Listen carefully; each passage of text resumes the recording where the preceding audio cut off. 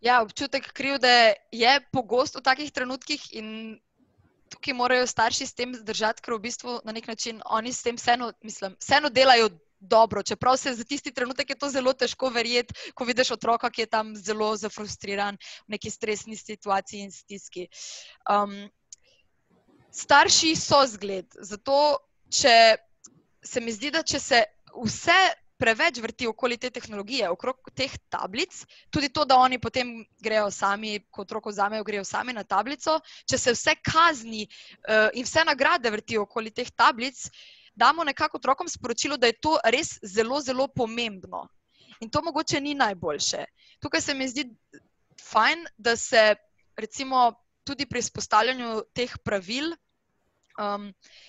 nekako držimo tega, da potem, če otroka želimo motivirati, da to ni dodaten čas na napravi, da otroka, če ga otroka je potrebno kaznovati, da ni to vedno kazen odvzem naprave, če je recimo on dobil slabo oceno v šoli, da ni kazen odvzem naprave, zato ker s tem v bistvu mi samo potenciramo to, kako je naprava pomembna in kako je njemu pomembna. Tako da starši so zgled in je zelo dobro, če res malce tudi sami sebe spremljajo, na kakšen način oni uporabljajo naprave, kdaj jih oni uporabljajo in kako z njimi ravnajo, ker otrok to vse vidi in se iz tega uči.